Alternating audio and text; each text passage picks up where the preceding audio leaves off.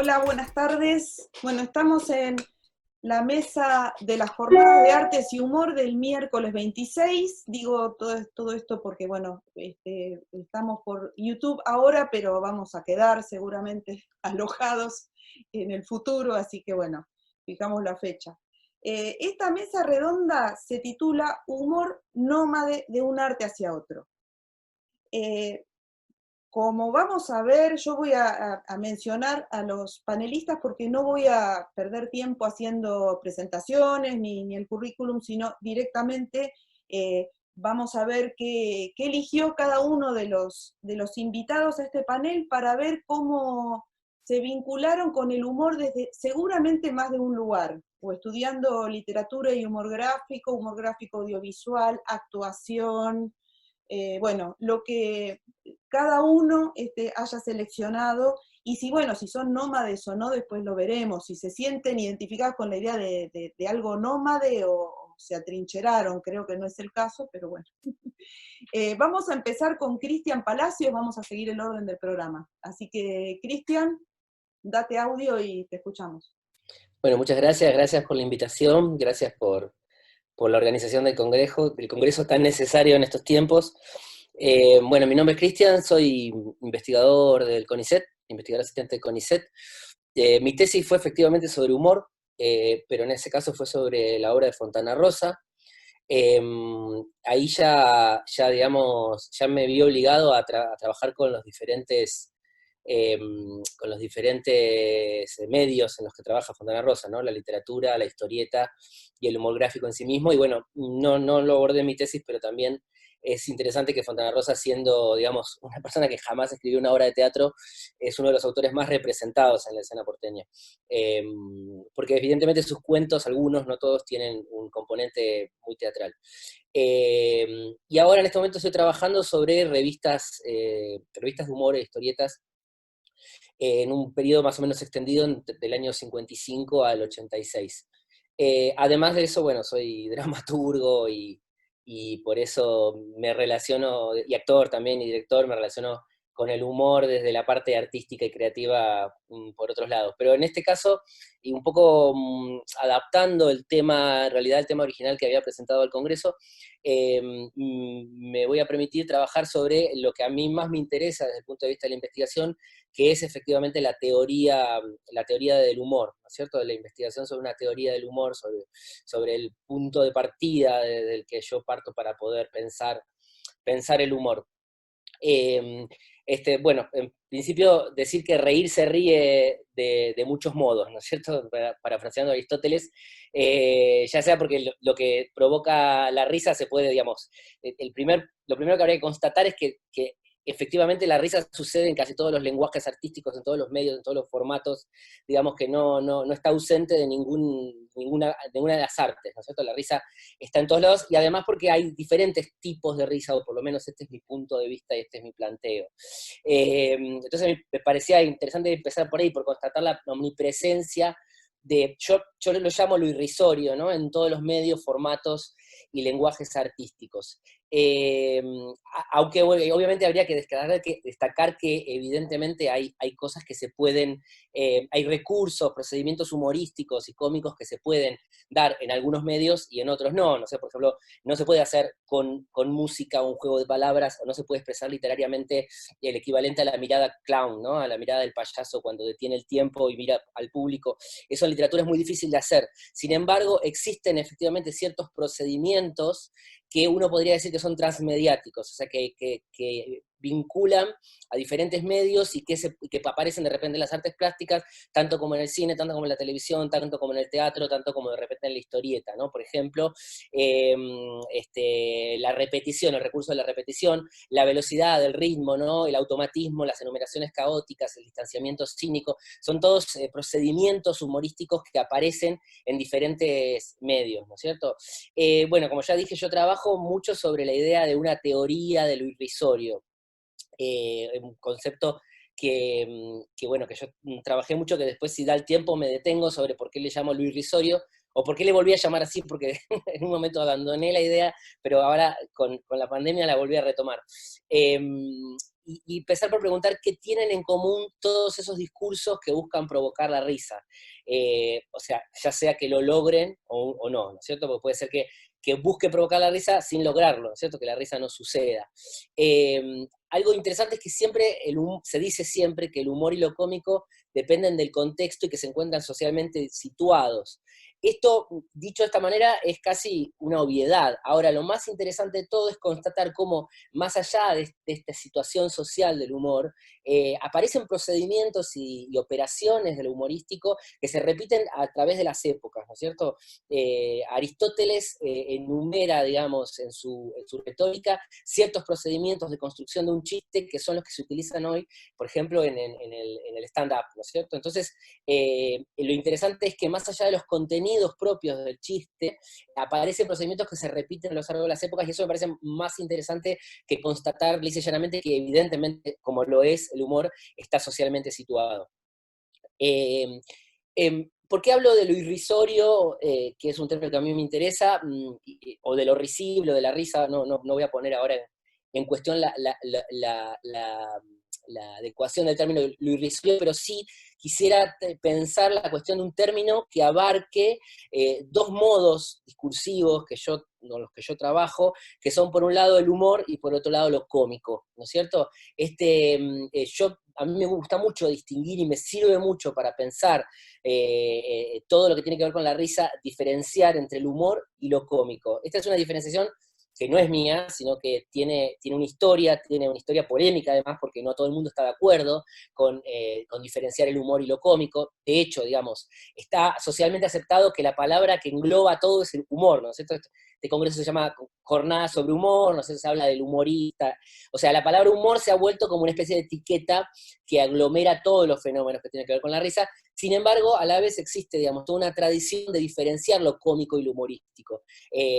Uno de los trabajos más interesantes, que hasta ahora no encontré un trabajo más interesante escrito sobre humor a lo largo del tiempo y de la historia, es el trabajo de Freud, ¿no es cierto? Sobre todo un artículo que él escribió en 1927, y Freud distingue entre lo cómico y el humor, pero no solo Freud, digamos, Pirandello hace lo mismo. Se puede llegar hasta el romanticismo, y la polémica está presente, y Baudelaire, por ejemplo, en sus trabajos sobre la risa, si bien no usa los términos cómico y humor, sí diferencia entre lo que él llama lo cómico absoluto y lo cómico situacional, y bueno, el humor se parecería a lo que a lo que él llama lo cómico absoluto, ¿no es cierto? Estos dos términos yo los puedo diferenciar, o yo me he ocupado de diferenciarlo por tres diferentes aspectos: por cómo se sitúan frente a las condiciones sociales de producción, por el papel que asignan al auditorio a que se dirigen, y por el rol que ocupa en ellos el sujeto de enunciación. Y en este momento particular me gustaría detenerme en este rol, en el rol que ocupa el sujeto de enunciación. ¿Qué tienen en común tanto lo cómico como lo humorístico? ¿Qué es lo propio de lo risible, ¿no? Ambos son modalidades discursivas, o sea, un modo particular de decir, o de cantar, o de actuar, o de bailar, cuya característica central es que se apartan, ¿no?, de manera consciente, intencional y deliberada, que buscan señalar este apartamiento, digamos, no es un apartamiento casual, sino que se apartan de manera deliberada de lo que se considera serio en un determinado momento social. Por supuesto que lo serio también tiene una historia y se relaciona dialécticamente con lo cómico y lo humorístico, ¿no es cierto? De hecho, a mí me resulta muy interesante, y es lo que vengo estudiando en este último tiempo, cómo aparece en el Renacimiento, digamos, a lo largo del Renacimiento empieza a aparecer, primero que se consolida el término humor en varias lenguas como aquello que Freud define como humor, ¿no es cierto? Y por eso llega hasta hoy. O sea, el término humor pasa de la teoría de los humores médica a denominar primero un estado de ánimo, y segundo esta cosa tan particular que es el humor. Y por otro lado aparece justamente este sujeto humorístico propio de la modernidad, ¿no es cierto?, que hasta entonces no existía o existía de otras maneras. Pero también en los Renacimientos, donde aparece la cuestión de lo serio diferenciado de algo afectivo, no de lo grave, de lo solemne, diferente de lo trágico, sino de lo serio como algo que efectivamente lo que busca es dar profesión de fe de la estabilidad del sentido. ¿no es cierto? Cuando uno dice en castellano o en varias lenguas, también en inglés, también en francés, también en italiano, cuando uno dice estar hablando en serio, lo que dice es que no hay una intención más allá de lo que estoy diciendo, ¿no es cierto? Que hay cierta estabilización del sentido discursivo que efectivamente no es la que propone el humor y lo cómico, sino que lo cómico y lo humorístico desestabilizan de alguna manera el sentido, lo apartan, digamos, del sentido habitual social, de las reglas habituales del entendimiento, ¿no es cierto? Y para mí ahí está, digamos, la clave de aquello que unifica tanto lo humorístico como lo cómico, o sea, justamente lo irrisorio o lo risible.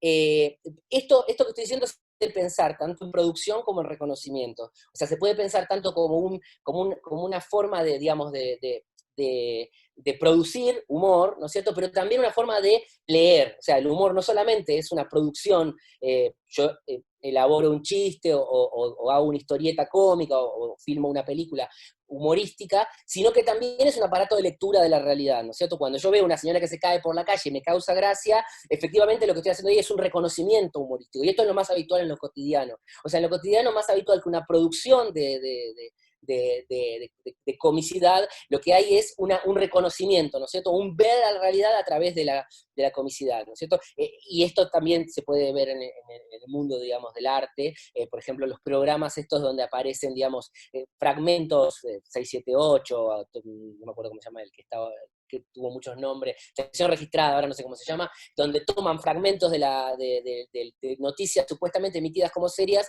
le ponen, las montan, les ponen risas enlatadas, y eso es un aparato de lectura de cómo esa noticia seria se transforma, ¿no?, en cómica. Entonces digo, no solamente pienso en esto que estoy diciendo como una forma de producir humor, sino también una forma de leerlo. Bien, entonces, ¿cómo diferenciamos lo cómico y lo humorístico, ¿no es cierto? Lo que yo propongo es que mientras que lo cómico se aparta de una norma o valor social previamente instituida, para volver a recuperarla un poco más tarde, lo humorístico realiza el recorrido contrario. Lo cómico se instituye sobre un fondo de normalidad.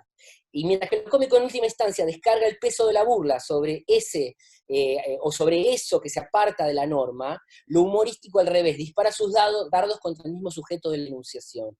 O sea, hay varias formas de diferenciarlo, yo distingo varias formas de diferenciarlo, pero en este momento me interesa detenerme sobre cómo lo cómico básicamente apunta hacia un otro y lo humorístico apunta hacia el mismo sujeto en la enunciación, sea un sujeto individual, o sea, el que está enunciando efectivamente en ese momento, o sea un sujeto colectivo, ¿no es cierto? Y en ese sentido es muy interesante la afirmación de Freud, porque Freud dice que lo cómico es resignado mientras que lo humorístico es opositor. Y lo dice a partir de algo muy sencillo. Él dice, en el humor, lo que él distingue como propio del humorístico es la ausencia de afectividad. O sea, el que hace humor, dice, bueno, el ejemplo que da Freud es el prisionero, ¿no?, que lo van a ejecutar y dice, bueno, comienza bien la semana, ¿no es cierto? Entonces, lo que dice Freud es el prisionero que ahora debería estar llorando, ¿no?, gritando, pidiendo por favor por su vida, de repente se ríe de aquello que va a matarlo. O sea, se ríe de la muerte, se ríe de lo que lo limita como sujeto, ¿no? Dice, el mundo me importa un pito, por decirlo mal y pronto. Bueno, eso para Freud es un rasgo superior, radical, digamos, de liberación, ¿no? Y esto para mí es lo que es propio del humor, cierta radicalidad, ¿no es cierto?, cierta irreverencia radical con respecto a lo discursivo, digamos, o al contexto en el que se ve marcado. Y lo propio justamente del sujeto humorístico es este señalamiento de sus propios límites, o sea, esta posibilidad de mostrar aquello que me va a destruir y reírme de eso, ¿no es cierto? Es un sujeto bastante singular, es un sujeto que surge en la temprana modernidad, y que no solo se burla de aquello que lo ataca y lo limita, sino que además, todavía más, juega explícitamente a señalarlo, ¿no es cierto? Y esto es muy interesante hoy en día, porque justamente vivimos una eclosión del humor. La pandemia ha traído, digamos, la cuarentena y la pandemia han traído una explosión de memes humorísticos. El meme, por lo general, es cómico, ¿no es cierto? El meme ataca a alguien, ¿no es cierto? Se basa sobre la comicidad. Pero en la pandemia aparecen un montón de memes humorísticos, ahora les voy a compartir, si me sale, como es, porque no soy muy ducho en esto, pero la idea es compartirles un par de memes humorísticos, a ver, pero esté funcionando. Creo que ahí está funcionando. No sé si se están viendo. Este, eh, bueno, acá es un meme de Brasil, ¿no es cierto? Dice, a veces un simple beso te puede cambiar la vida, ¿no es cierto? Le da o sea, una burla sobre lo romántico de un beso y cómo trastoca, digamos, el contenido, ¿no? Cómo vuelve lo dramático, lo trágico, lo vuelve humorístico, ¿cierto? Acá tenemos otro ejemplo, ¿no es cierto? De que además, acá cómo funciona esto que estoy diciendo, de cómo el humor explícitamente señala, digamos, aquello aquello que, digamos, que está destinado a destruirla. Como explícitamente el humor señala, es un señalamiento explícito de la catástrofe, ¿no es cierto? Bueno, este meme en realidad es más cómico que humorístico porque se ejerce sobre lo paródico, y sin embargo aparece, digamos, como subyacente la cuestión del distanciamiento que podría, digamos, bien aparecer es por un lado traumático, por lo tanto, al reírse, digamos, de la cuestión del distanciamiento y de la pandemia, podría ser humorístico. Sin embargo, a priori es cómico porque es paródico, porque se burla, o sea, no todo lo paródico es cómico, el paródico humorístico, pero en este caso es un paródico más lisa y llanamente cómico. Bien, espero que con otras cosas que voy a decir se va a aclarar un poquito más. Bien, como dispositivo de subjetivación, el humor hace partícipe a su auditorio del mismo acto de libertad que proclama, ¿no es cierto? Ahora, si extendemos, como es nuestra intención, el análisis a discursos no lingüísticos, a discursos colectivos, por ejemplo, como un film, como una serie de televisión, una obra de teatro, música, radio, lo que sea, ¿no? Ese sujeto de enunciación, ¿no? Primero que tiene que ser colectivo y se tiene que poder asignar una imagen autoral, digamos, a esa obra que aparece de modo colectivo, ¿no? O sea, a cada tipo textual posible una imagen autoral propia que se comporte del modo en que se comporta el sujeto humorístico o en su defecto cómico. ¿Qué quiero decir con esto? Tengo que tener el equivalente de ese sujeto que dice que señala la muerte, que señala su propia muerte y se ríe de ella, ¿no es cierto? Entonces tengo que tener el equivalente de eso en, por ejemplo, en una revista. Bueno, mi hipótesis, mi trabajo va sobre la idea de que efectivamente se puede asignar una imagen autoral, una imagen colectiva a los más diversos textos, sea que estos estén producidos, perdón, alguien está compartiendo su pantalla, que no soy yo, sea que estos estén producidos, digamos, como de manera colectiva o no, ¿no es cierto? Por ejemplo, las revistas humorísticas, ¿no es cierto? En las revistas humorísticas existen una cierta clase de dispositivos que efectivamente configuran una imagen de la revista como un todo. Ahora bien, esta imagen de la revista como un todo, ¿no es cierto? Esta imagen de sí de la revista, que puede ser, como les decía, cómica o humorística, a su vez se pone en tensión y dialécticamente con los contenidos específicos que la revista tiene en su interior. Por ejemplo, un ejemplo que estoy trabajando últimamente, la revista Tía Vicenta, ¿no es cierto? Y a ver si les puedo compartir pantalla. Este, sí, Perdón perdón. que ¿vos tenés una idea de más o menos si con tía Vicenta te vas a cerrar esta parte o...? Sí, ya termino. Sí, Dale, sí. dale, no, porque como después tenemos otra ronda. Adelante. Me falta muy poquito. Si querés, no, no, ya termino y así dejo abierto para después decir lo que sé. No, decía que con tía Vicenta, estaba tratando de compartir pantalla, pero no estoy pudiendo hacerlo. Acá. Con tía Vicenta, acá tengo, digamos, la tapa de una de las revistas.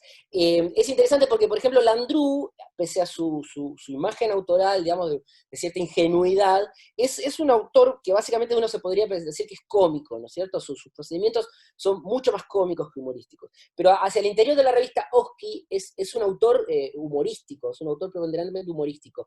Y efectivamente esto, los dos autores escribían en Tía Vicenta, aunque la revista Tía Vicenta, efectivamente, digamos, las tapas eran hechas por Landru, el contenido estaba asimilado a Landru, por lo tanto había una presencia muy fuerte de Landru en la revista. Sin embargo, Oski también publicaba en Tía Vicenta, y estas estrategias representacionales inversas van a derivar en una polémica por la cual se van a terminar separando, y Oski se va a terminar yendo de la revista, haciendo una polémica pública, digamos, diciendo que es por una cuestión de diferencias políticas, ¿no es cierto? Landru era básicamente antiperonista y Dios quiera, bastante peronista, pero más allá de eso uno puede pensar que además hay cierta correspondencia con las estrategias representacionales de los dos autores, ¿no es cierto?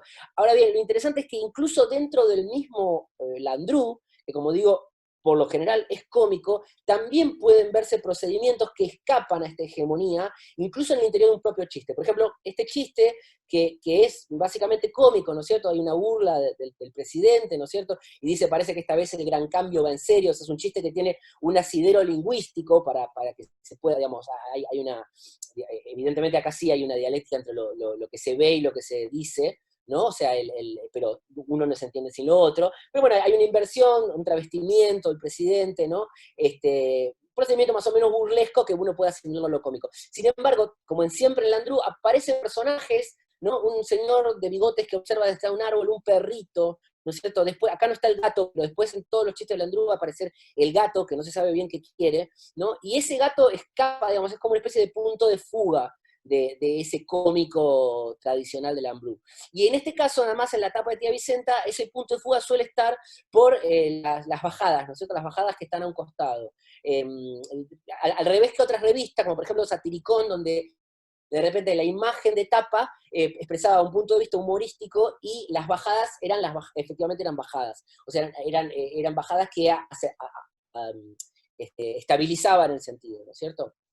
Bien, lo último que digo, y ya sí, lo dejo para la próxima ronda, como decía Laura, es ¿por qué digo esto? Porque para mí se entiende más si se piensa que pienso lo cómico y lo humorístico como dos modos estancos, estables y no dinámicos de entender. Lo que me parece interesante es cómo hay dos formas, efectivamente, de risa, pero cómo esas formas son dialécticas y dinámicas. Y lo interesante es que siempre, casi siempre, digamos, es muy difícil para el público asimilar lo humorístico, porque lo humorístico juega justamente con lo inasimilable, ¿no? Con la destrucción del orden. Entonces, por lo general, las lecturas que se hacen del humorístico tienden a bajar ese discurso humorístico, a bajarlo a un discurso que tenga un contenido político, que tenga un contenido que llamaríamos serio, ¿no es cierto? Y cómo los humoristas juegan justamente a intentar destruir esas lecturas, cómo los humoristas juegan a obturar esas lecturas, ¿no es cierto? Este procedimiento a mí me parece muy interesante y creo que es un procedimiento que se puede ver en el humor gráfico, en el cine, en la televisión, en el teatro, en la escultura, en la pintura, en la música, ¿no es cierto? Me parece que no es propia de ningún lenguaje específico. Bueno, y ahora espero no haberme excedido de tiempo.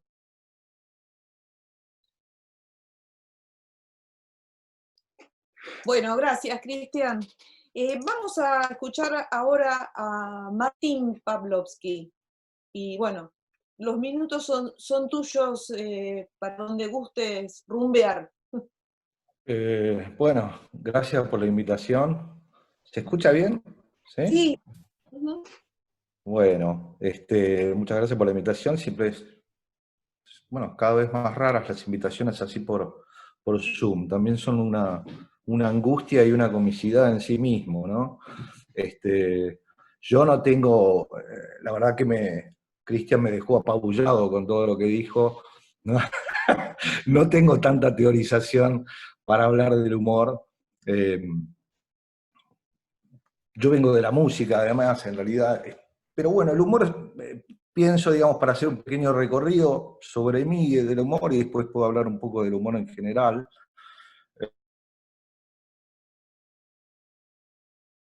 ¿no? Que tenía que ver también con imitar. Bueno, ahora estuve, por ejemplo, descubriendo unos Super 8 que filmaba con Susana Torres Molina y con mi padre, mucho material, donde de pronto me encuentro yo imitando a mi abuela, ¿no? O sea, me empezó se ve que por imitar, imitaba también a los profesores de colegio, que bueno, eso habla de un tipo de humor, ¿no? Que es el humor de reírse a veces del defecto del otro, ¿no? Que eso provoca también un tipo de, bueno, es un tipo de humor, ¿no? Muy específicamente. Después siempre me gustó el humor y tuve como la suerte en un momento, hago un recorrido rápido de mi trayectoria en el humor, ¿no? Siempre me gustó inclusive mezclar donde había cosas de humor, porque el humor también es una forma de expresión y también una catarsis, a veces frente al miedo, ¿no? Hay muchas formas de expresarse. Una cosa que a mí me sucedió gratamente es, bueno, yo fui a estudiar a Europa música, y cuando vine acá, bueno, me contrataron, digamos, en realidad todo fue como muy casual, ¿no? La hice reír a Juana Molina con un par de chistes de Concheto, eh, y de pronto me contrataron y mientras yo acababa en el año 92 de volver de Francia, muy metido con la música, estaba trabajando en televisión, en un programa muy visto y en un humor que es el de Juana, que es bastante naif, ¿no? El de Juana Molina, digo, y donde también, por ejemplo, cuando yo pienso en reírse de los defectos un poco que sucede, Juana particularmente trabaja con ese tipo de humor, ¿no? Es la observación, pero sobre todo la observación y el defecto de alguien. Si alguien puede ser una persona que es muy lenta para hablar o hablar de cosmetología y empezar a usar palabras y no poder parar de usar esas palabras, o reírse de una coreana que siempre te está robando, ¿no? Como, digamos, marcar el error, ¿no? Reírse un poco del otro. Después un poco voy a hablar un poquito más específicamente de esas cosas, pero bueno, después tuve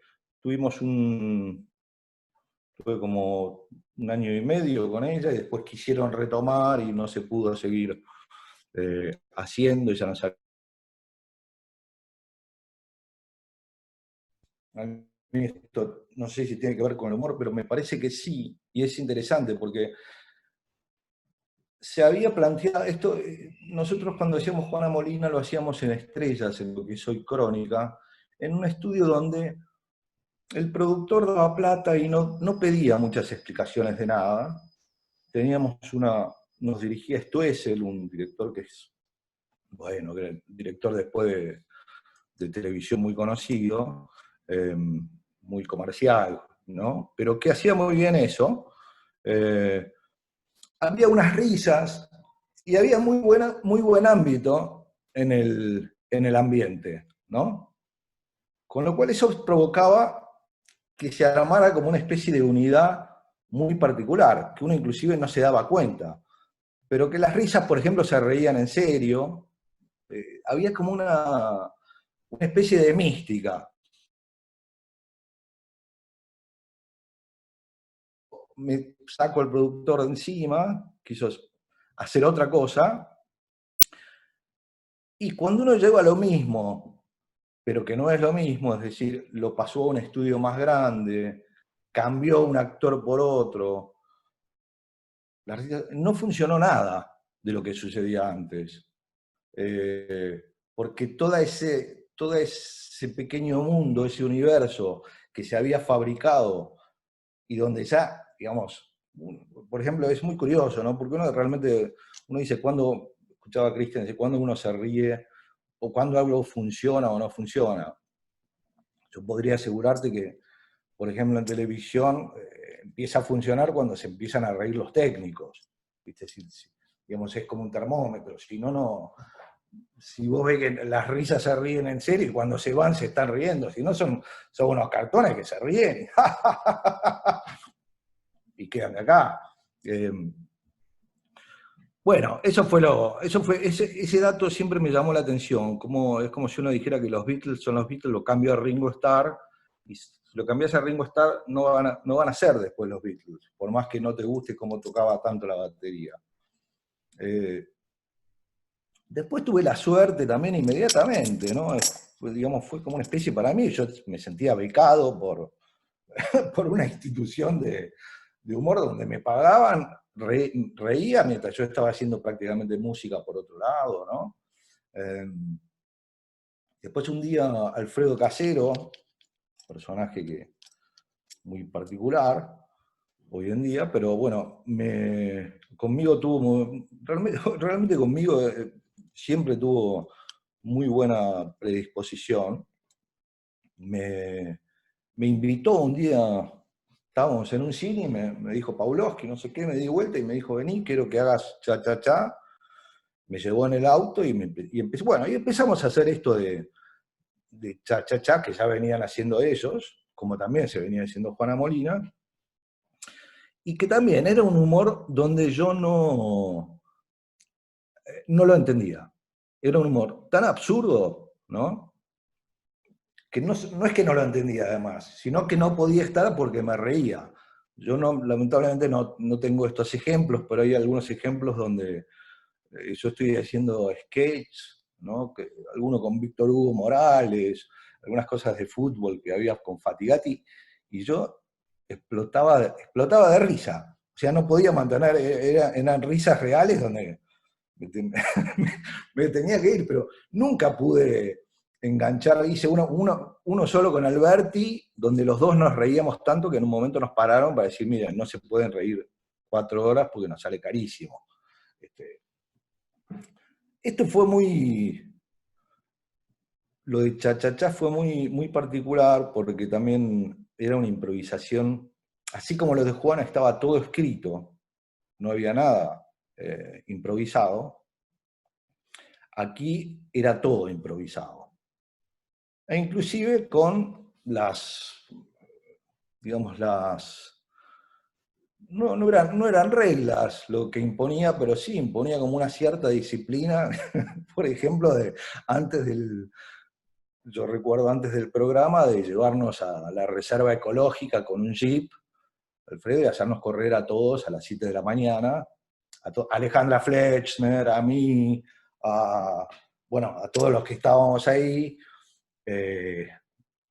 y me acuerdo que uno de los actores, en este momento me va a matar porque no me sale el nombre, Takashima, Jorge Takashima, un japonés, no podía creer que estaba haciendo ahí, corriendo, ¿entendés? Decía, ¿qué estamos haciendo? Dice, corriendo, ¿entendés? Acá.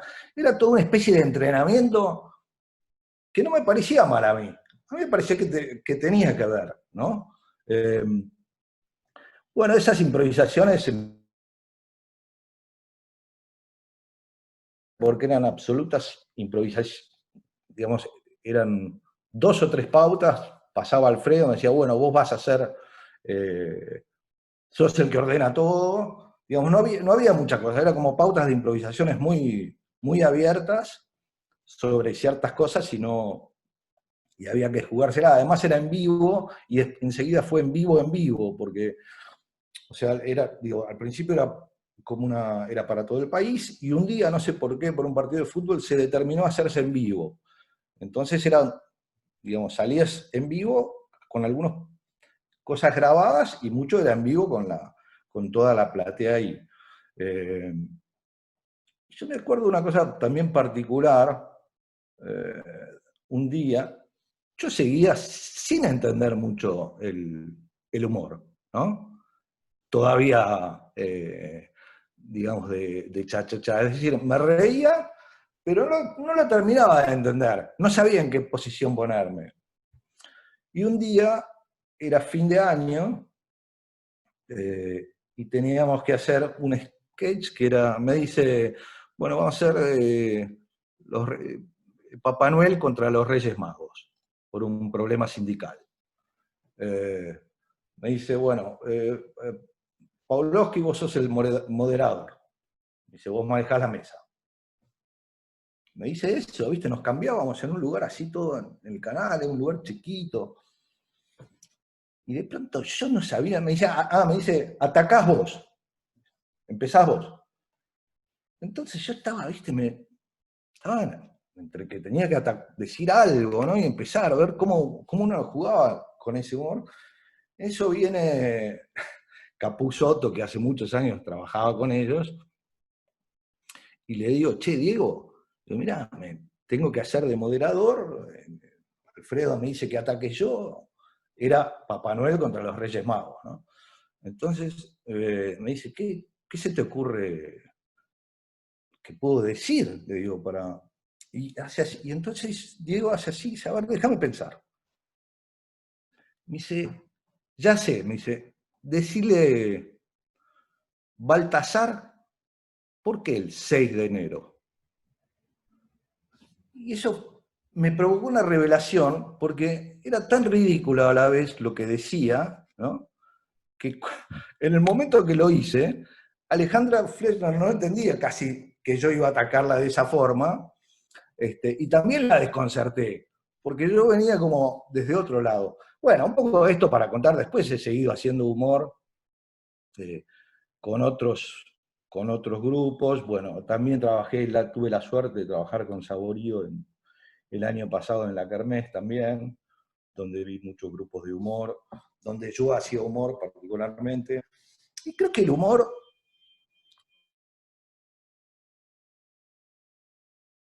hay muchos humores, ¿no? Está el reírse del otro, el reírse de los efectos del otro, eh, está también lo imprevisto en el humor. Eh, Ayer mismo me pasó, hablando con un amigo muy seriamente, que tiene que ver también con, si un poco vuelvo a lo de Cristian para hilar, si tiene que ver también con digamos, el hecho de que esté en el tiempo o no, ¿no? Situado en un tiempo y espacio, en una actualidad o no.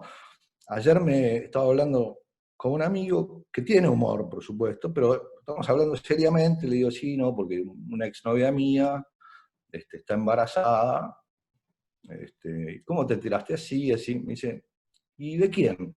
Y a mí automáticamente me sale decir, de Dualde. Entonces, yo mismo me reí, ¿viste? Porque claro, primero que Dualde está en la candela de todos ahora por lo que dijo. Pero igual lo podés sacar de contexto de, de humor en sí mismo, ¿no? Bien, puedo seguir hablando, no quiero interrumpir mucho, no sé hace cuánto vengo hablando o no. Pero para mí, te digo, el humor además es sanador, ¿no? Yo creo que hay yo tengo una frase que no sé si era lamentablemente de la dictadura, pero que la recuerdo, como tal y tal cosa esenciales para cualquier logro. Y yo siempre puso de amor y humor, esenciales para cualquier logro. Yo siento que el humor es esencial, ¿no? Digamos, es como, debería ser declarado esencial como declaró el presidente los servicios de Internet. Eh, Realmente no, eso es lo que creo, ¿no? A mí me ha ayudado mucho y creo que ayuda mucho el humor. Bien, bien. Un cierre contundente. Martín, gracias, porque, bueno, primero parecías víctima de Porque, la digamos, situación. sigo... A ver, hola. Sí, Hola. ¿Sabes que había algún microcorte y yo tomé la palabra pensando que habías terminado, pero dale, seguí, seguí. no, porque me parece que mi internet se corta así cada 2 minutos. Por eso le pedí a Alberto que se meta con este tema. No tengo algo grandilocuente para terminar o para pensar ni muy fuerte. No, lo que pienso es que el humor sale también desde la angustia a veces, de no poder decir ciertas cosas, ¿no? Eh, y, que, y que es esencial. Eh, yo estoy pasando por momentos de algún duelo y toda la gente, por ejemplo, inclusive que veo que está pasando por duelos por diferentes cosas, yo me enteré de la muerte del padre de un amigo, o sea, por las cosas, podría decir, no me puedo reír de tal cosa, pero a la larga hay que empezar a tomárselas con humor, ¿no? Porque si no la vida se vuelve una tragedia, ¿no? La vida es más bien trágica, diría yo. Así que esa es mi contundencia final, digamos, mi pequeño cierre. Veo que el humor es indispensable. Después hay muchas formas de calificarlo, ¿no? de pensar, de qué es la ironía. También a mí me gusta mucho el humor ácido, ¿no? El humor negro.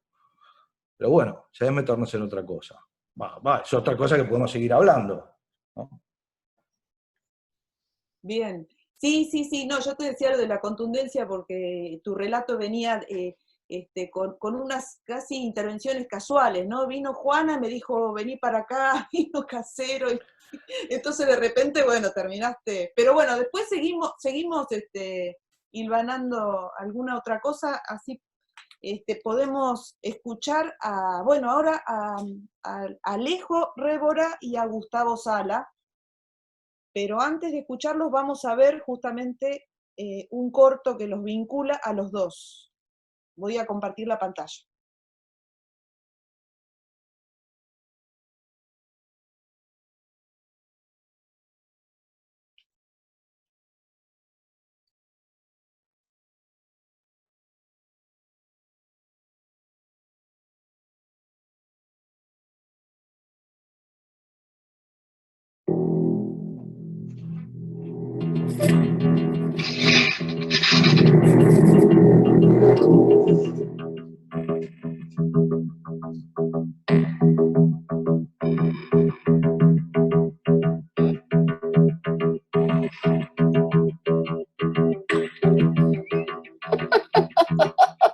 Condorito es lo más grande que hay. ¿Qué me viene con los Monty Python, la vida de Brian? Esto es humor de vanguardia, papá.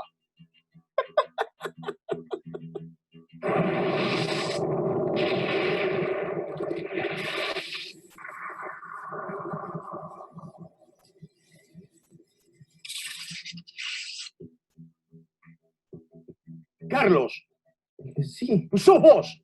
La máquina funcionó a la perfección. ¿Y vos quién sos? Rápido, necesito saber, ¿qué día es hoy? El 21 de diciembre de 2020, ¿Qué hora es? 9:42. Entonces, quedan pocos minutos para salvar el mundo. ¿Salvar al mundo? ¿De qué estás hablando? Debo contarte mi historia.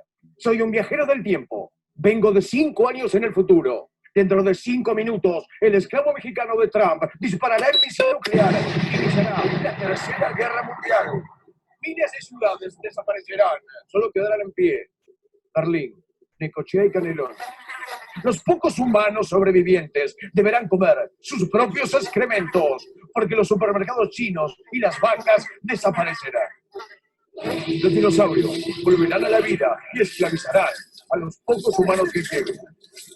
Tuve que enamorar a un pterodáctilo para salir de la prisión en la que me encontraba. Y con un chicle masticado, un preservativo usado y un chocolate mordido, pude construir esa máquina del tiempo que me trajo hasta aquí. Pero, pará, entonces vos decís que hay una chance de impedir la Tercera Guerra Mundial, de salvar al mundo. Así es, nosotros podremos salvar al mundo y convertirnos en héroes. Bueno, tenés que decir todo con esa voz épica tan pelotuda. No es para dar un poco de dramatismo, nada más. Bueno, está bien, quedan pocos minutos, dijiste, ¿qué es lo que tenemos que hacer? Es muy fácil, hay que entrar al sitio de la Casa Blanca y hackear el sistema. Perfecto. Dale, metele que quedan pocos minutos. Uy, ¿Qué no, pasó? me quiero matar. ¿Qué pasó, Carlos? No me vas a creer. Pero dale. No me acuerdo de la contraseña de inicio de sesión, con los nervios, Pero- siempre la tengo anotada, no me acuerdo de la contraseña. ¿Cómo no te vas a No me acuerdo de la contraseña. Carlos.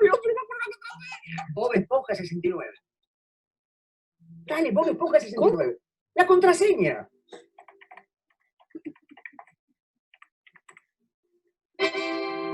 Pero ¿cómo sabes mi contraseña? Vengo del futuro, no voy a saber la contraseña. ¿Y por qué viniste específicamente acá? ¿Por qué yo te tenía que ayudar a vos a salvar el mundo? Me extraña que no te hayas dado cuenta. ¿Te has dado cuenta de qué? Los dos tenemos anteojos. Sí. Los dos tenemos barba. Sí. Los dos tenemos un lunar con forma de Batman peronista. Sí. Pero Entonces, claro, ¿no te diste cuenta? vos sos... Claro, soy vos, de 5 años en el futuro. ¿Vos sos Carlos del futuro? Carlos, claro, ¿cómo estás? No. Pero Carlos, por favor. En 5 años voy a quedar así. Bueno, pero por supuesto, pero ¿qué pasa? Qué mal que envejecí. Ahora decime que fue la radiación Pero que te dejó no, la así. radiación no pasó nada, ¿no? Pero pará, tampoco te pongas así. Pero ¿cómo voy a Pero pará, dale, bueno, que se termine el tiempo, por no me favor, importa porque más nada. meto yo acá. No, Salí acá, que se termine todo. No, pero ¿cómo quiero se seguir, termina? quiero Ya me seguir quedé viendo viendo. que reviente, no me importa. Déjame, el que quiera 5 segundos va a explotar la bomba.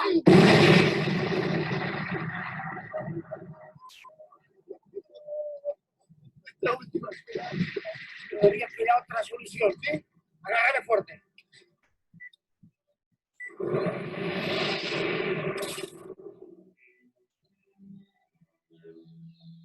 No puedo creer que sigan editando esta porquería. Yo estoy grande para esto. Mañana me voy a poner a leer un libro, Ulises.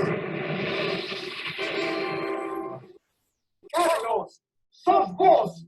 ¡La máquina funcionó! ¿Quiénes son ustedes? ¿Cómo? ¿No te diste cuenta? Los tres tenemos anteojos. Los tres tenemos barba. Los tres tenemos un lunar con forma de Batman peronista en el otro izquierdo.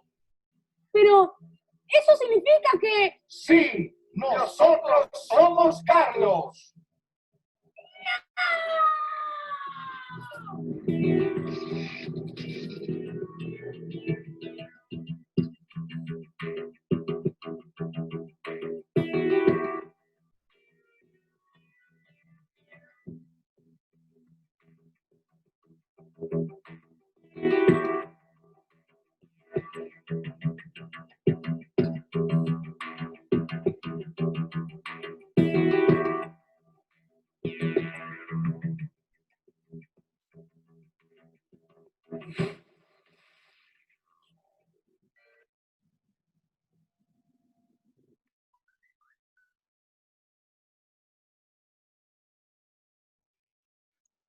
Bueno, ¿se vio bien? Sí.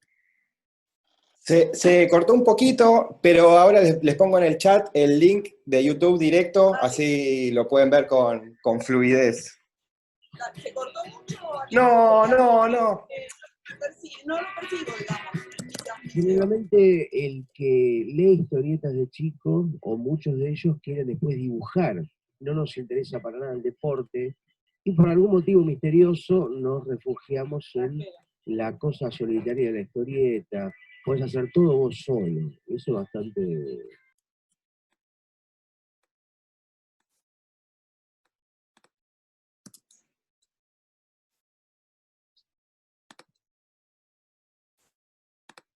Upa, se fue. Lo dejó a la mitad. Sí, porque para eso tienen que entrar a YouTube y ver la entrevista a Gustavo Sala, que creo que es lo que me enganchaba después. Ya no fuimos del corto. Así que, bueno, ahora esperemos que tengan Alejo y Gustavo buena conexión, porque la idea es que, bueno, cuenten algo sobre este corto. Y bueno, digan ustedes, porque aquí también tenemos una cuestión nómade, si hay algo del gráfico, qué aporta qué, quién aportó. Bueno, hay un trabajo conjunto, los créditos se vieron del corto, así que bueno, adelante. Esta es la primera colaboración que hicimos con Gustavo, así generando algo juntos, que fue interesante porque se cumplió esto que decía Martín, de que haciéndolo nos cagamos de la risa, la verdad. Tipo, en el momento nosotros sentíamos que estaba siendo gracioso, porque los dos protagonistas tienen una dinámica que ellos se explotan en un podcast que se llama Sonido Bragueta, donde está Nacho Alcuri siempre en Uruguay y Gustavo acá, y se graban por WhatsApp conversaciones en el tinte así de humor absurdo que manejan ellos. Entonces, ahí fue un proyecto de Gustavo junto con Nicanor Loretti de llevar eso al plano audiovisual. Hicieron primero un corto que me parece que fue el año pasado, grabado con lo mínimo, creo que hasta grabaron con un iPhone y solo ellos tres, Nicanor, Nacho y Gustavo. Y después decidimos como darle una inyección de calidad más para hacer un producto como más absurdamente cinematográfico de alguna manera. Por eso lo que tratamos de trabajar fue ese contraste entre, no sé, que el tipo viajara en el tiempo, pero que apareciera con esa super pelota de efectos digitales iguales a la de Terminator, que está claramente copiada de ahí. Y es súper nómade, digamos, el formato, me parece, porque tratamos de incluir todo, desde cosas robadas de películas hasta el humor de ellos en el podcast, hasta meter directamente las especies de viñetas que dibujó Gustavo para la ocasión, que al principio iban a estar fijas, pero después le dimos esta como semi-animación ahí bastante tosca, pero que me parece que suma también a hacerlo como incomprensiblemente pastiche, digamos. Que me parece que le suma también a la intención, digamos, del humor. Nada, pero sobre todo nos apoyamos sobre la dinámica que ellos ya vienen construyendo, digamos. Que es interesante eso que decían recién, de que los humoristas terminan leyendo historietas y trabajando en la soledad, cuando lo enfrentamos a la práctica cinematográfica o audiovisual, que es necesariamente grupal. O sea, no hay forma de... Bueno, quizás ahora, en medio de la cuarentena y todo eso, estamos empezando a investigar cómo poder llevar a cabo productos audiovisuales así, pero así, completamente aislados y teniendo que aprender todo de vuelta, en vez de fragmentar en áreas para que cada técnico pueda llevar a cabo un pequeño pedazo muy bien, como salir retransformados en capicúas que más o menos tenemos que hacer todo. Pero bueno, esto lo grabamos a principios de año y fue lo último que hicimos en el formato viejo de grabación, digamos. Éramos un equipo de más o menos 5 o 6. Y bueno, justamente eso, agarrar una cosa, como las historietas de Gustavo, que siempre nos encontramos con que tenemos un humor bastante parecido, y esto es bastante suave, pero normalmente, digamos, el estilo tanto de La Sarna, nuestra productora, como las tiras de Gustavo, tienen toda una vertiente que va hacia la escatología y hacia generar el humor por la incorrección, porque creo que, o sea, sí pensamos que de todo se puede reír uno, y también es lo que decía Martín, que digo, no debería quedar cosa por reírse, porque eso es lo que lo hace como asible también para todos, ¿no? Como si empezás a cerrar puertas para el humor, se empiezan a generar como unos tabúes que eso a las carcajadas se rompe, digamos. Entonces, quizás haber elegido algo que sea más suave de alguna manera, o ATP, sí, como, sí, suavecito, fue también para poder generar una colaboración que después sea aceptada y la podamos poner acá y no hay tipo cosas realmente trash o más duras, digamos, como son muchas veces la temática de lo que hacemos antes, ¿no? Entonces nos veníamos encontrando en esos estilos parecidos y se terminó condensando en esto como primera colaboración. Después de esto, en esa misma tanda de tiempo, hicimos otro corto más, con la misma dupla, el mismo equipo, que todavía no lo estrenamos, estamos viendo si lo estrenamos en YouTube o algo así por este tiempo, que es menos impresionante visualmente, pero también continúa la línea y la idea quizás es generar como una serie así de pequeños cortos de 4, 5, 6 minutos, como especie de sketch, digamos.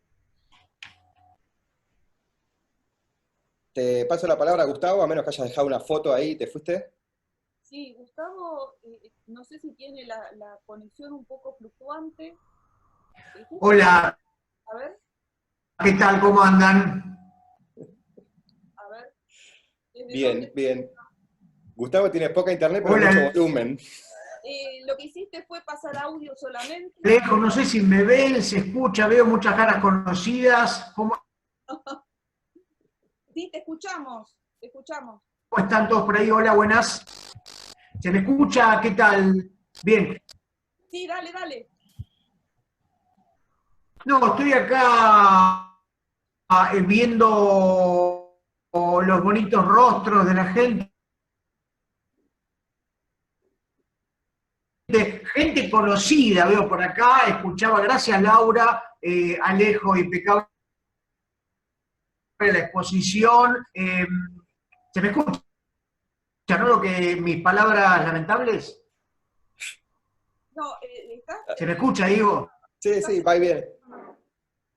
Lamentamos no escucharte de corrido, pero dale, dale. A ver. ¿Se está escuchando lo que digo o le estoy hablando a un ser invisible sin ningún tipo de nada? Te escuchamos, dale, dale. Él es el que no escucha. No trate de trasladar tus problemas a los demás, Gustavo. Sí. No, aparte quedó congelado con una imagen de que nos está prestando una atención. Bueno, doy. Sí, me gusta este concepto de humor nómade, no porque yo vengo, mi principal trabajo tiene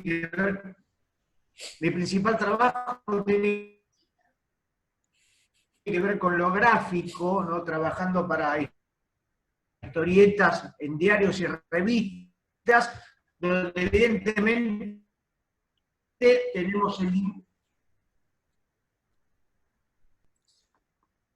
Lo estuvimos ensayando esto, es un sketch que estamos preparando para la próxima temporada de cortos, donde Gustavo pone un JPG y dice incoherencias entrecortadas. No, esto es anti-hackers. No podés hackear a Gustavo Sala porque no hay cómo entrarle. Esperamos, les parece, a ver si se puede reconectar, porque encima que estaba ajustado al eje del panel. Ah, acá estamos. A ver. No, ahora tenés que abrir Ahora. Sí, digo rápidamente, voy a tratar de ser breve y muy conciso. Decía que en esta cosa del humor gráfico, la historieta, donde evidentemente es la mayoría de mi trabajo haciendo humor en diarios y revistas, donde evidentemente no hay sonido, y cuando tenemos la oportunidad de hacer, como con Alejo de Nicanor, con Sarna, un corto, hay cosas, como decía Martín, me gustó esa cosa de las cosas que funcionan o no, pensar en cuestiones de funcionamiento, ¿no? Por ejemplo, el tema de poder contar con sonido, con voz, donde evidentemente la voz de un personaje puede ser significativa, en la historieta no lo tenemos. O sea, justamente ayer pensaba una idea con un personaje que hable como el Pato Donald, ¿no? Bueno, eso en la historieta no funcionaría, pero en una cuestión audiovisual, en un corto, sí, porque tengo la posibilidad del sonido. Entonces, está bueno tener en cuenta qué cosas mejor funcionan o son adaptables de historieta a corto, a película. Así que cuando hago diferentes cosas trato de ver qué me conviene pensar en términos de con qué cosas voy a contar, para que la gente se divierta muchísimo y se ría durante décadas. Conozco gente que se empezó a reír con chistes tuyos hace 23 años y no puede parar. Igual lo de la risa, como decía Cristian, también es un dilema, porque a veces, digamos, a veces el humor, sobre todo el humor gráfico corto, que es lo que más yo hago hace tiempo, tiene como una tiranía del remate, ¿no? Parece que el cerebro, como una especie de esta cosa de Pavlov, con 4 cuadritos vos empezás y el cerebro se te empieza a humedecer porque pensás que viene el remate y te va a agarrar como un paro cardíaco humorístico, y a veces es una idea más limitada, ¿no? Por ejemplo, al caso paradigmático de Peanuts, la tira de Snoopy, de Jules, a veces es más atmosférica o más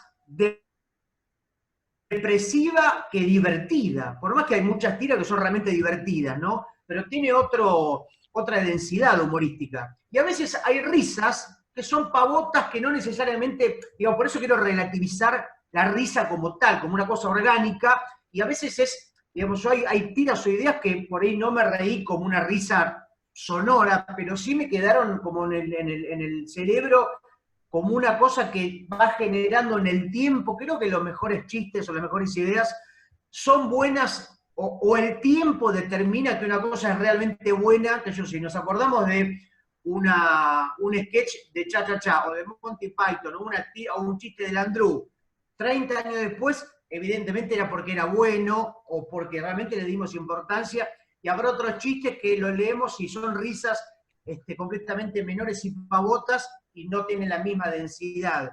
Así que, pero creo que la clave es, también hay, hablando de humor, hay como diferentes, hay gente que dice que humor es contar, lo que uno siempre está opinando o contando algo, que quiere decir algo, Y también me parece que tiene que ver con la cultura, ¿no? Por ejemplo, en el corto que hicimos con Alejo, donde tiene obviamente una cita a Terminator, nosotros necesitamos que la gente que lo mire tenga todas las referencias a Terminator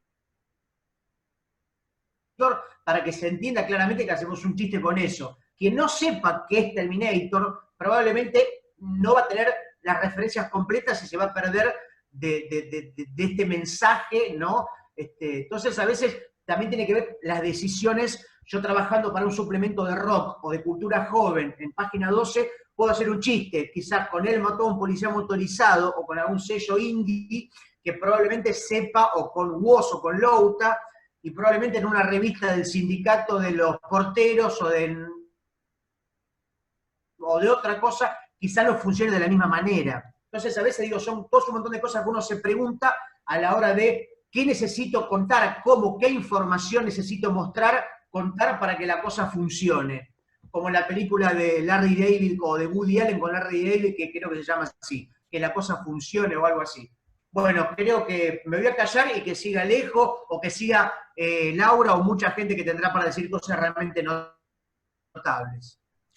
Hay algo que me gustaría agregar que se dio en la transformación de esto como guión, que además está claramente escrito como si fuera una de las pequeñas tiras de Gustavo, con esto de las referencias de Terminator. Una cosa que tiene el audiovisual, quizás, por sobre una tira gráfica nada más, es que tiene muchas capas de información.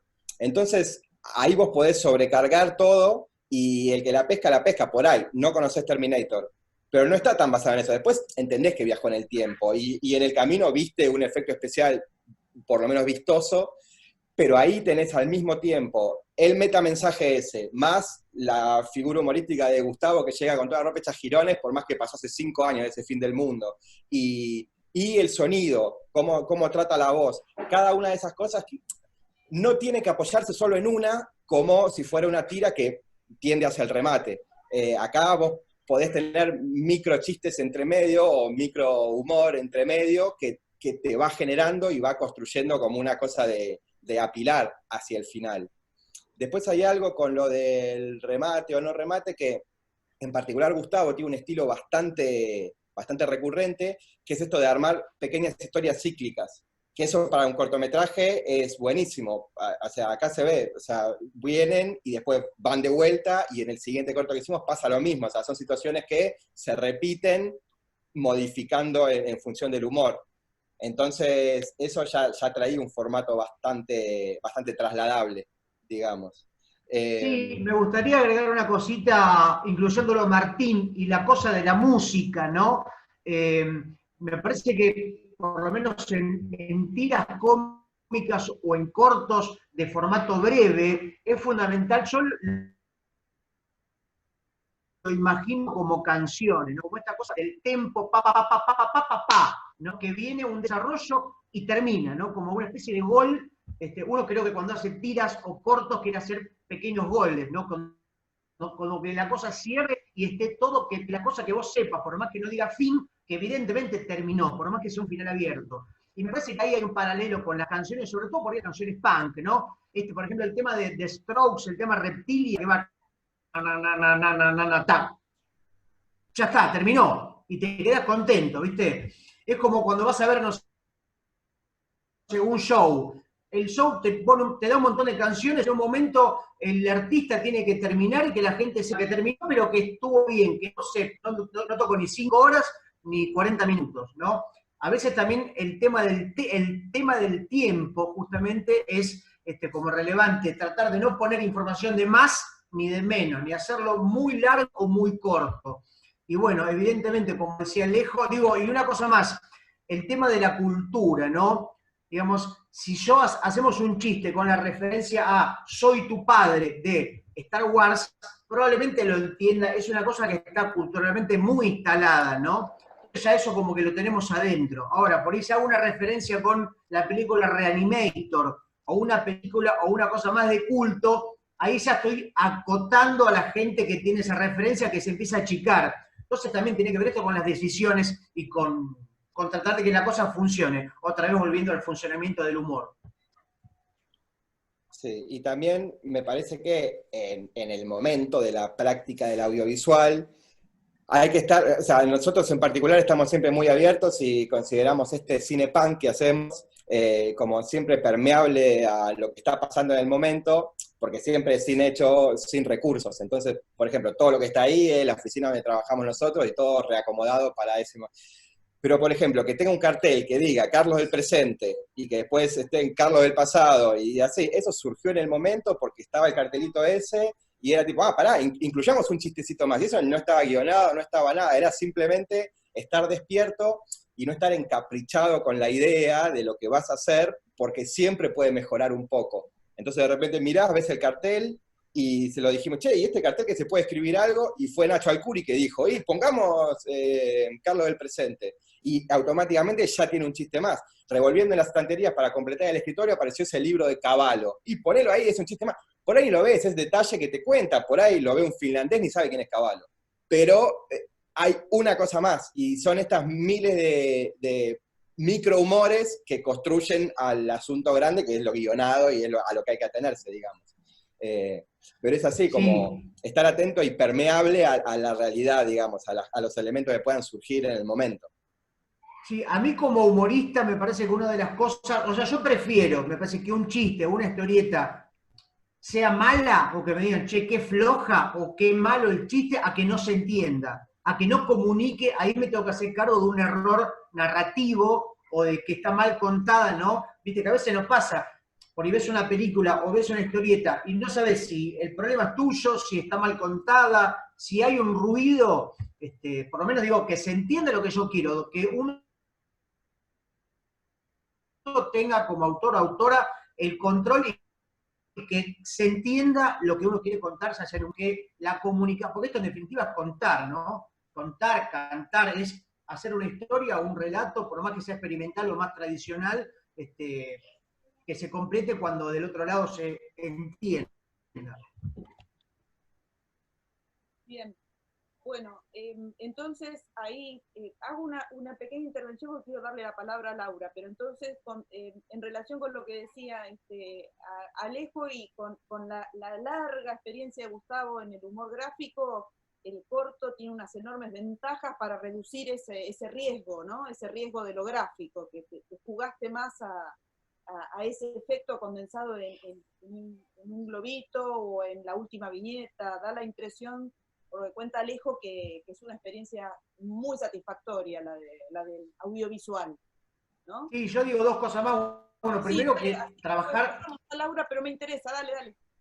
No, cierro con esto, que la historieta, por lo menos en mi caso, se hace solo. Y esto fue laburar en equipo y ya es una cosa muy diferente y mucho más interesante, por lo menos más divertida. Laura, gracias, Laura Silento. Quiero escuchar a Laura Vanessa Vázquez. Vamos, dale.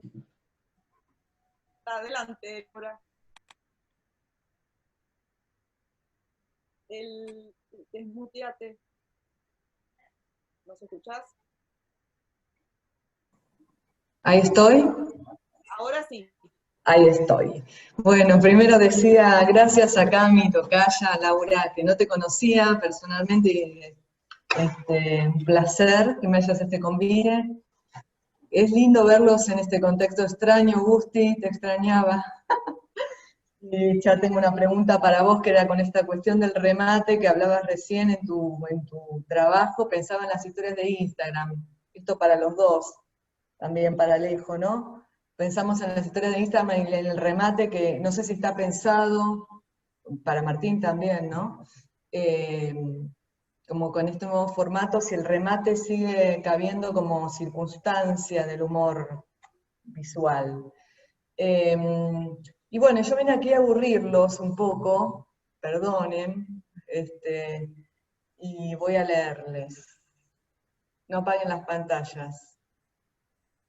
Chao. Bueno, perdonen, había preparado este tipo de formato, son 3 páginas, voy a hacer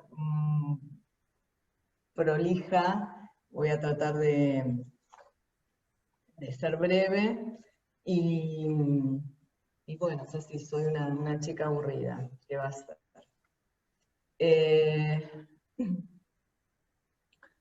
Lau, yo había preparado el PowerPoint, no sé si... Lo pongo, comparto pantalla ya mismo.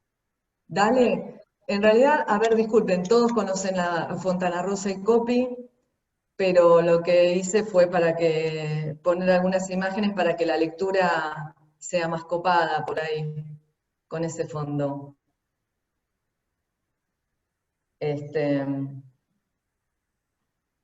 Me parece.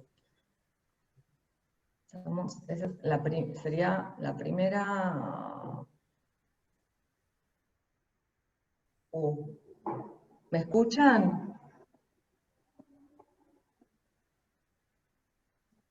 Sí, ¿Hola? Sí.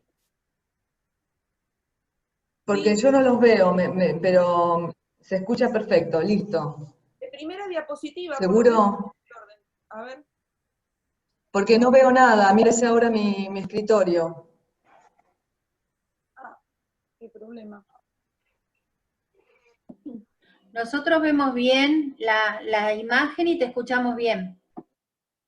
Bueno, bárbaro, entonces después será que salgo del formato. Perdón, ¿querés que te diga qué diapositiva tenemos?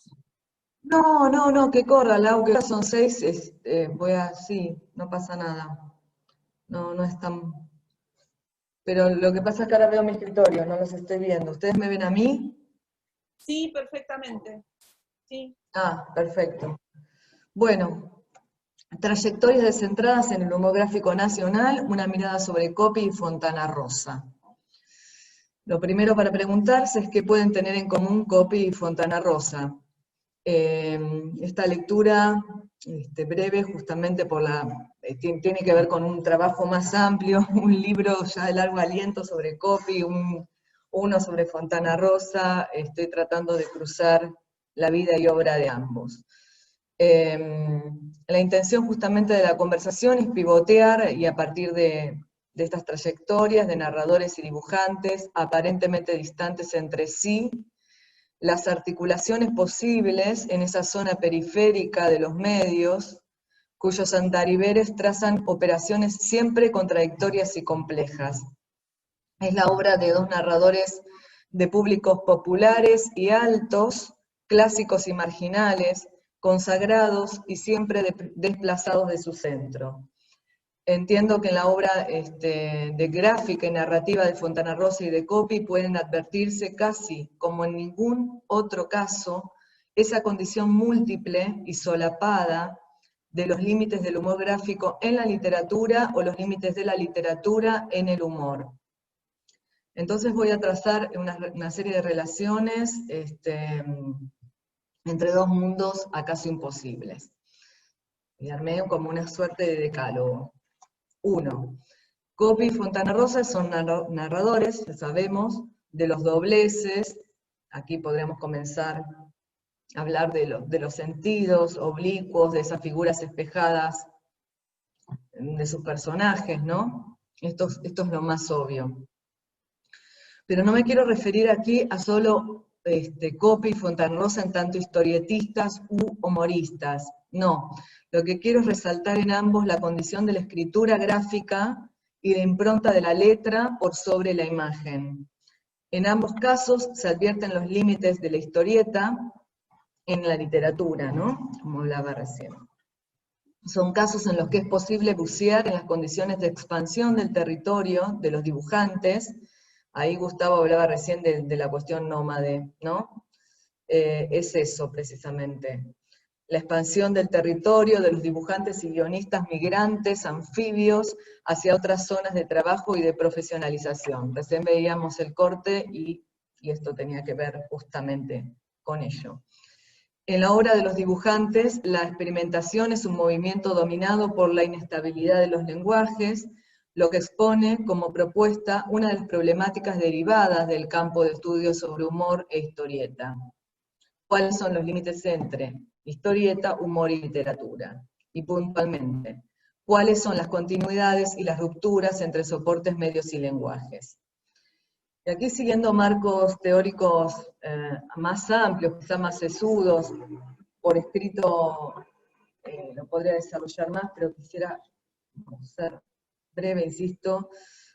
conectaría acá con los trabajos, por ejemplo, de Florencia Garramuño en arte y literaturas, o los de David Ubiña sobre cine y literatura, o los territorios del fuera de sí, planteados por, no sé, Claudia Cossack, Daniel Link, por ejemplo, etcétera.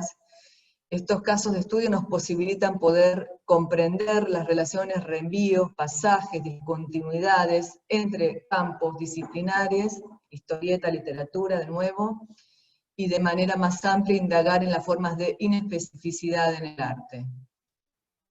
Precisamente, algunos de los problemas que suscita la obra de Fontana Rosa y de Coppi tienen que ver con los alcances de la escritura liminar, bueno, el título de las jornadas provee de allí, ¿no? La cuestión de las escrituras liminares, o la dinamitación de los espacios o esos bordes en los cuales la historieta o el humor se difuminan y estallan fuera de su registro, fuera de sus códigos.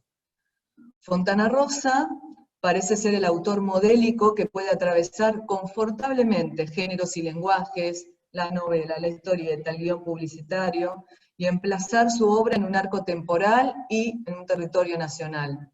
Y Coppi, por su parte, es ese novelista, actor, cuentista, humorista, dramaturgo y exiliado, cuya locación liminar y su punto de enclave ambivalente devino en una poética de los márgenes y de la excentricidad, más que nada por su vida privada, ¿cierto? Se trata entonces de reconocer y de dilucidar cuáles son los puntos de interconexión recíproca a partir de un recorrido transversal por la obra de los dos, para poner de relieve el proceso creativo y los puntos de inflexión.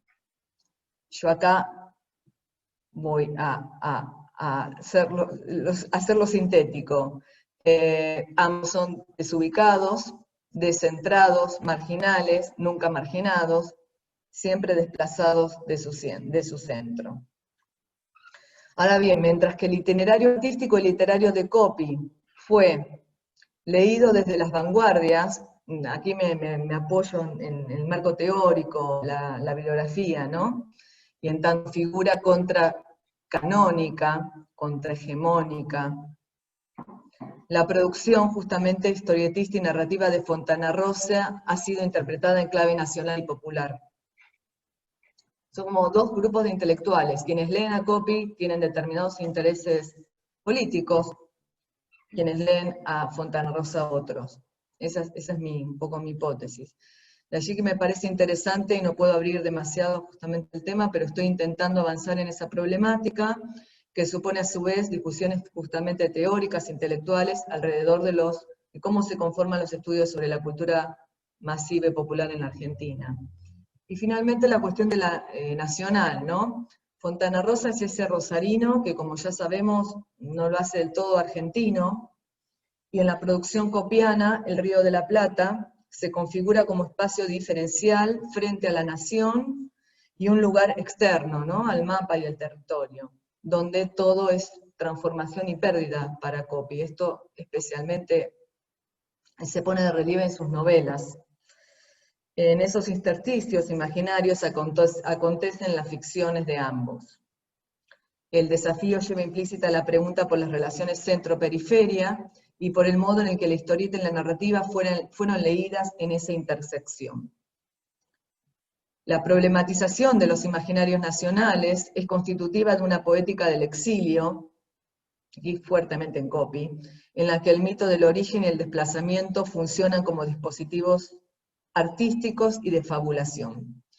Para ambos, la producción, de nuevo, teatro, literatura, historieta,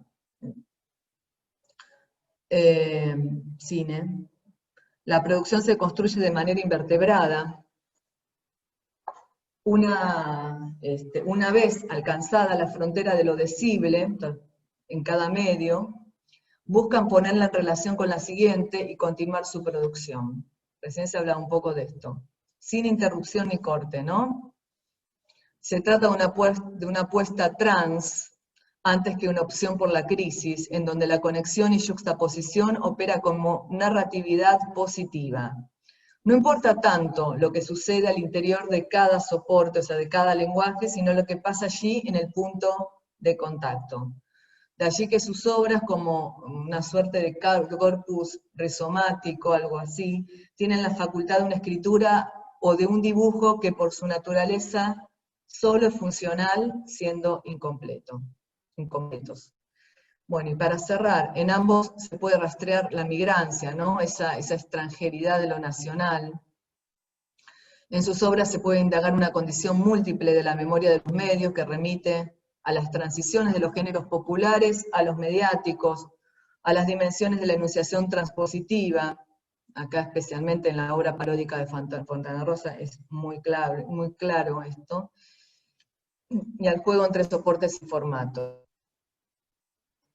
Coppi nació en el 39 y murió en el 87, Fontana Rosa en el 44 y murió en el 2007. Ambos publicaron al ocaso de los 60 y en el marco de un ciclo histórico complejo de radicalización política y cultural. Uno tiene una impronta transnacional, exportable, cosmopolita, el otro no. Uno es peronista, el otro no. Y los dos, sin embargo, son furiosamente populares. Ubicados en un campo de límites expandidos, son unos completos indisciplinados. Si lo dijéramos con Agamben, les pido perdón la cita autoridad, que a veces evito, pero me gusta esta. Si lo dijéramos con Agamben, el de la historieta ha sido siempre un campo desaplicado. Pero ¿qué significa vivir en un estado de excepción permanente? Lo que sigue estando en movimiento y no quiere terminar de decir, de cuajar un sentido, de determinarse, o de dibujarse, o de contar. Bueno, nada más. No los veo, así que... ¿Me escuchan? Sí, te escuchamos muy bien. Ah, bien. Vos seguiste sin imagen. Claro, yo no los veo, yo solo veo ahora mi escritorio, como para volver. Bueno, de todas maneras, ahora vamos a aprovechar que tenías interés, Laura, por ver si repasábamos. Tenemos un ratito, pero yo arrancaría con esa idea que tiraste sobre chiste. ¿Podrías repetirlo? Porque vos querías preguntárselo a los compañeros del panel. Así arrancamos con eso y vemos cómo andamos con el tiempo para agregar otra pregunta. Sí. Dale, buenísimo. Intento, es muy loco hablarle a mi escritorio. Intento ahora que la cuestión de...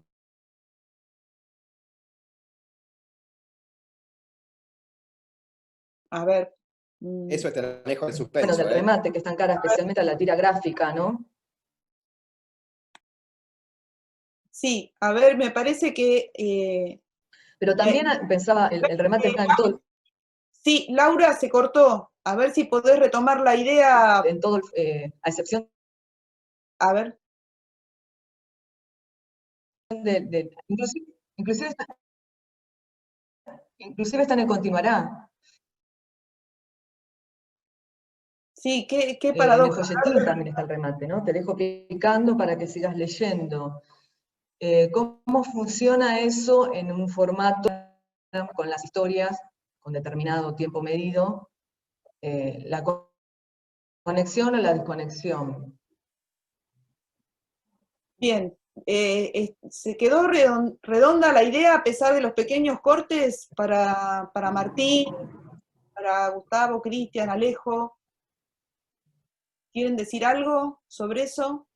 Bueno, el tema del remate, digo una cosita, me parece que como decía hoy es un dilema, y hoy uno siempre piensa en el humor gráfico como el clásico chiste de diario, de una cosa donde evidentemente el lector o lectora espera un remate tradicional, no un chiste, una risa. Ahora, en las redes sociales y con estos lenguajes nuevos que también podrían considerarse de alguna manera humor gráfico, que son los memes, por ejemplo, ¿no? Que a veces son resignificar cosas de la cultura, una imagen de la tele, una frase, una cosa sacada de contexto que es visual y hay un contenido. A veces en la figura del remate como tal lo tenemos incorporado, por ahí pasa también a relativizarse, a veces son cosas graciosas que funcionan y que no tiene ese remate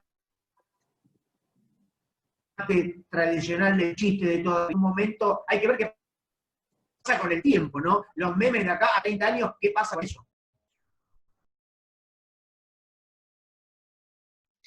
Sí, y justo los memes tienen una vida bastante momentánea quizás, pero sin embargo también es interesante cómo por necesidad de las plataformas y cuestiones económicas del funcionamiento del público en Internet, todo tiende a serializarse, cosa de humor también. Entonces, me agarro esto del continuará, ¿no? De repente ahora, por más que hagas un producto que tiene conclusión, no sé, así sea una película, conviene dejar abierta para una secuela. Entonces son como semi remates para eso, porque siempre, bueno, termina, pero quizás no. Y ya está, terminó la serie, pero dejo la posibilidad de la segunda temporada, porque es lo que el mercado está pidiendo. La frase pasó de ser, ¿qué viste la semana pasada? ¿Viste alguna peli? ¿A qué estás viendo? Y todo es una cosa de permanencia, ¿no? Que es una cosa que nos fue metida por eso, las necesidades del mercado de Internet, del tráfico de eso, y todo, hasta los contenidos, los generadores de memes necesitan no hacer uno, sino hacer un montón, que quizás que vos, Gustavo, o los que generan material todas las semanas para la revista están acostumbrados a eso, pero de repente todos los creadores de contenido, como las historias que decía Laura también, tienden para ese lado, ¿no? O sea, una cosa de permanecer y hacer otro y otro y otro, nunca cerrarlo, que se pueda perpetuar. Martín y Cristian, ¿quieren agregar algo? No, perdón. Yo pensaba que me llamaba la atención porque no sé si tiene que ver tanto con la pregunta de Laura, pero sí con lo que había dicho antes Gustavo, porque yo en la obra de Gustavo justamente veo que se le da poca importancia al remate. O sea, como que lo veo, o sea, a mí me gusta mucho, bueno, vos ya te lo he dicho, ¿no? Me gusta mucho el material de Gustavo, me río mucho además. Y creo que hay todo por ejemplo, los títulos, las titulaciones de las tiras de Gustavo son ya, digamos, ya te ponen en un espacio de lo humorístico, incluso más que lo cómico, en donde ya, digamos, uno se deja llevar, ¿no? Y si bien entiendo, digamos, que hay una necesidad quizás que me escapa, digamos, de lo creativo, creo que en el contexto general de la obra de Gustavo, el remate no sé si tiene tanta importancia, lo digo como lector, ¿no? Como la configuración, incluso el dibujo en sí mismo. Y sí pienso que sí el remate, digamos, el remate es algo que viene del chiste oral, ¿no? O sea, el chiste oral, de circulación oral, el remate tiene mucha importancia, salvo, digamos, en los profesionales, digamos, salvo la andricina, donde te está media hora contando un chiste, que el remate después es una mierda, pero que lo que interesa, digamos, es cómo lo va contando. Por lo general, el chiste oral hay una necesidad del remate, pero como mismo Gustavo decía, si bien, digo, claro, hay muchas tiras que necesitan de eso, hay muchas tiras gráficas que no le dan, o sea, qué sé yo, bueno, pienso en Liniers, pienso en Peanuts también, por supuesto. Pero bueno, volviendo a la obra de Gustavo, creo que ahí el remate no sé si es tan importante, ¿no? Bueno, o sea, está Gustavo acá para decirlo, pero como un lector simplemente, y un lector con mucho placer de la obra de Gustavo, pienso que no sé si tiene tanta importancia en esa obra. Bueno, no sé, Gustavo, ¿querés? Cortito, perdón, respondiéndole a Cristian, yo tampoco lo sé, yo tampoco lo tengo claro, porque justamente me parece que hay dos instancias, cortito digo, el tema de contar cosas y a veces más allá donde el remate no es lo más importante, pero la propia idea, ¿no? Lo que vos estás contando a veces ya está buena por sí sola. Ahora, si la idea está buena y encima lográs que un remate funcione, ya es lo más grosso que puede pasar, ¿no? Que funcione, que sea redondito, pero bueno, uno hace lo que puede también. Me acordaba, Gustavo, de una tira de hace muchísimos años tuya, la de John Aníbal Macri, el que tenía, descubría que el hijo era boliviano. Y que bueno, que ahí hay un remate, no sé de qué año es esa, pero es muy vieja esa tira, ¿no? debe tener 15 años, no sé. Capaz. Donde sí, el remate tiene que ver con un montón de elementos que vos vas sembrando, ¿no? En la tira, y vos por algo te acordaste de los memes, que son justamente los que no tienen remate porque son una condensación absolutamente, digamos, unitaria y fugaz, ¿no?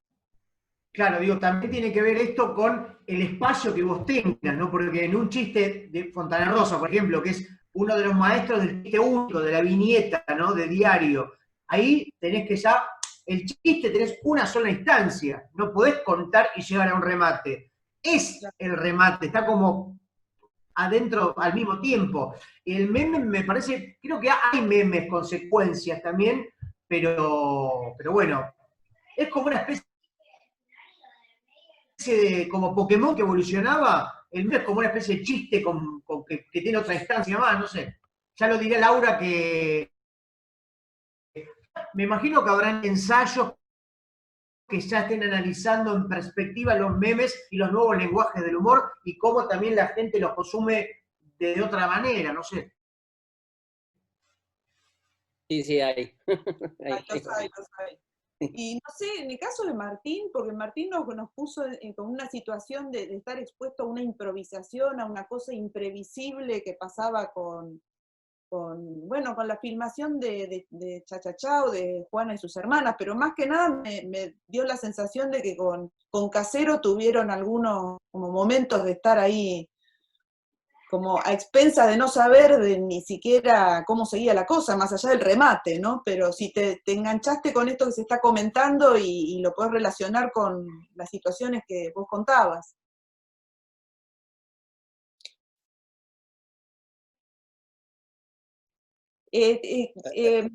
A ver, Martín, ¿te podés poner el...? Ahí está, a ver.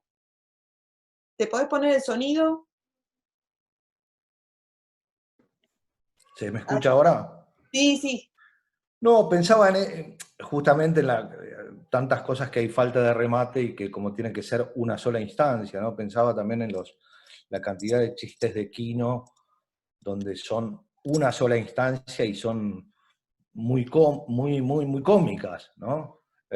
No siempre tiene que haber un remate. Y yo pensaba el remate como el pase del tiempo, y no siempre tampoco también es así. Por ejemplo, pensaba en Verdaguer, donde no hay un remate, pero como cada cosa que dice pareciera ser un remate en sí mismo, ¿no? Básicamente eso, ¿no? No me parece en sí mismo que tenga que haber a veces un remate, sino se está buscando ese remate. Después pensaba también en una cosa que donde yo aprendí mucho también justamente con el timing. Como actor, eso fue una experiencia que tuve de hacer una obra con Goiti en la plaza sobre teatro comercial, pero donde tenés que ver mucho cómo decís un remate, cómo haces el chiste, cómo te tomás el tiempo para hacerlo, ¿no? La energía que salís en determinado momento, todo eso juega casi milimétricamente, y a la vez tenés que estar suelto y poder estar metido bien en tu personaje. Pero no creo que haya siempre, es interesante el tema del remate, ¿no? A mí me causa mucha gracia.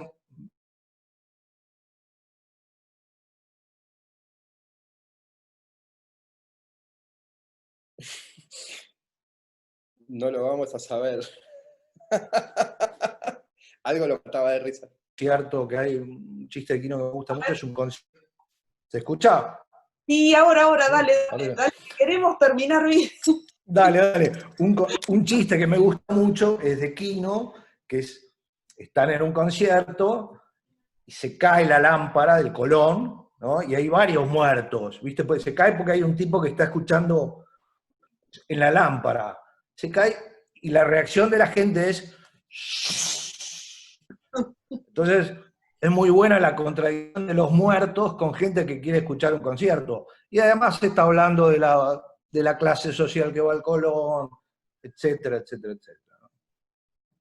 Bien, bueno, quedó bien cerradito esto. Nosotros tenemos que hacer uso. Hay una cosa que me causó mucha gracia, porque necesitamos un tiempo, fue como un leitmotiv de toda la charla.